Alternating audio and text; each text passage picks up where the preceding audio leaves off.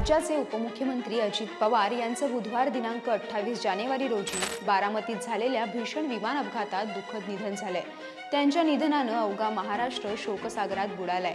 अजित पवार यांच्या मृत्यूनंतर पुन्हा एकदा विमान अपघातांचा काळा इतिहास प्रकाशात आलाय। याआधीही अनेक राजकारण्यांपासून ते अनेक दिग्गज व्यक्तींचा हवाई अपघातात मृत्यू झालाय। काही जण हेलिकॉप्टर अपघातात दगावलेत तर काही जण विमान अपघातात मृत पावलेत।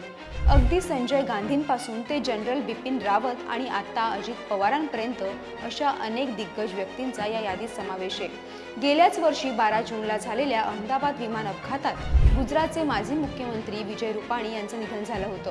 2021 मध्ये देशाचे पहिले chief of defence staff general Bipin Rawat यांचा कुन्नूरमध्ये झालेल्या हेलिकॉप्टर अपघातात मृत्यू झाला होता। भारतीय लष्करासाठी ही खूप मोठी हानी ठरली। त्यांच्यासह पत्नी माधुलिका रावत आणि 11 जवानांनीही प्राण गमावले। 2011 साली अरुणाचल प्रदेशचे मुख्यमंत्री दोरजी खांडू यांचं तवांगजवळ हेलिकॉप्टर कोसळून निधन झालं होतं। सीमावर्ती प्रदेशातील विकास कामांवर भर देणारे खांडू यांच्या जाण्यानं उत्तर पूर्वेतील राजकारणात मोठी पोकळी निर्माण झाली। आंध्र प्रदेशचे लोकप्रिय मुख्यमंत्री वाय.एस. राजशेखर रेड्डी यांचं देखील 2009 मध्ये हेलिकॉप्टर अपघातानंतर नल्लामल्ला जंगलात मृत अवस्थेत सापडले होते। 31 मार्च 2005 रोजी प्रसिद्ध स्टील उद्योगपती आणि राजकारणी ओ.पी. जिंदाल यांचं विमान अपघातात निधन झालं होतं।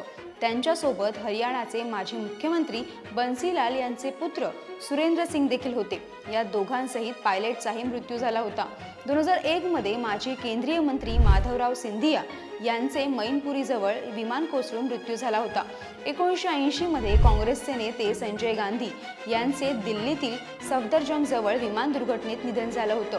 भारतीय अणु कार्यक्रमाचे जनक आणि जागतिक कीर्तीचे अणुभौतिक शास्त्रज्ञ डॉक्टर होमी जहांगीर भाभा यांचं देखील 24 जानेवारी 1966 रोजी एअर इंडिया फ्लाईट 101 च्या अपघातात दुःखद निधन झालं होतं। देशातील या अपघातांचा मागोवा घेतला असता अनेकदा हवामान, तांत्रिक बिघाड किंवा मानवी चुका हे घटक समोर आले आहेत। मात्र सर्वच घटनांचा एकसमान धागा म्हणजे अनुभवी, प्रभावी आणि देशहितासाठी कार्यरत असलेल्या व्यक्तींना अकाली गमावणं। आता अजित पवार यांच्या निधनानंतर या मुद्द्यावर पुन्हा एकदा राष्ट्रीय पातळीवर चर्चा सुरू झाली आहे।